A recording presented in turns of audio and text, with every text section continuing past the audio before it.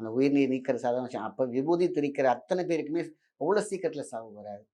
காரணம் என்ன? உயிர்நீர் தீநீராக உள்ளே வேலை செய்து கொண்டிருக்கும். அந்த தீநீருக்கு ஒரு மிகப்பெரிய உறுநீர் இருக்கு பார்த்தீங்களா? அந்த திருநீர் செய்யக்கூடிய ஒரு விஷயத்த தான் பார்க்க போறோம். துன்பத்தை போக்கும் துளசி, துளசி தேவைப்படுது இதுக்கு. அதாவது எதையும் வெல்லும் வில்வம் இதுக்கு தேவைப்படுது. அடுத்தது உபப்பொருள் அப்படின்னு சொல்லுவாங்க. 2 மூலிகை. எது எது? திருநீரு, அதாவது சுத்தமான பசு சாணம் முதலிய எடுத்துக்கோங்க. இந்த கெமிக்கல் வேண்டாம். அடுத்தது வந்து பார்த்தீங்கன்னா, வில்வம், துளசி, சந்தனம், ஜவ்வாது. அவ்வளோதான்.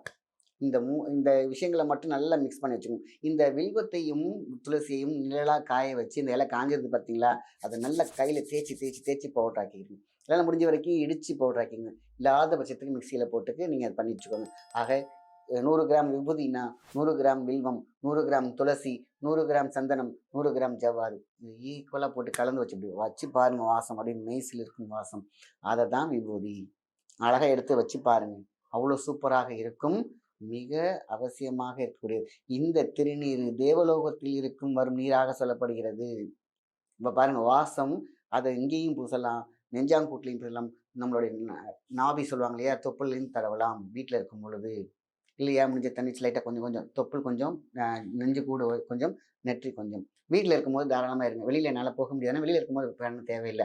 இதை யாரெல்லாம் தொடர்ந்து உடலில் பூசிக்கொள்கிறார்களோ, உடலில் வைத்துக் கொள்கிறார்களோ, அவங்க வெற்றி உறுதி. பாவ விமோச்சனம். கொஞ்சம் கொஞ்சமா படிப்படியா இன்னைக்கு வந்து கொஞ்சோண்டு அத எடுத்து பூசிட்டு, நான் செஞ்ச பாவமெல்லாம் போயிரும் பாண்டு திருதுன்னு முழிச்சோம்னா, அது ஆகாது. நம்முடைய குலதெய்வத்தை நினைச்சு நான் அறிந்தும் அறியாமலும் செய்த தவறை என் உடலிலிருந்து நீக்கு, என்னுடைய உயிரிலிருந்து நீக்கு, என் செய்காரியத்திலிருந்து நீக்குன்னு சொல்லிட்டு தான் இந்த திருநீரை வைக்கிறீங்க. இல்லன்னா கொஞ்சமா வைக்கிறீங்க. சந்தனம் வைக்கிற மாரி கொஞ்சம். ஏதோ ஒரு ரூபத்துல இந்த சொல்லும்பொழுது பிரபஞ்சத்துக்கு ஒரு நன்றி சொல்லிடுங்க. இறைவனுக்கு ஒரு நன்றி சொல்லிடுங்க. குலதெய்வத்தை வேண்டிக் கொண்டு இந்த திருநீரை வைக்கும் பொழுது பாவ விமோசனத்திலிருந்து இந்த திரு நீராக மாறும். உயிர் நீரில் தீநீரில் இருந்தால் தீயை நீக்கி வென்று அழகான குளிர்ச்சியான நீரை தரும். அது உங்க வாழ்க்கையை வெற்றி தரும். இப்ப பாருங்க விபூதிக்கு எவ்வளவு பெரிய விஷயத்த குடுத்திருக்கிறாங்க.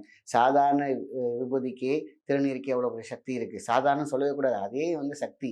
மகா சக்தி செய்யறதுக்கான ஒரு இத சொல்லியிருக்காங்க பாருங்க. துன்பம் போக்கும் துளசி, அனைத்தும் வெல்லும் வில்வம். சிவபெருமானின் அவருடைய முக்கிய பொருளாக வில்வம் கருதப்படுகிறது.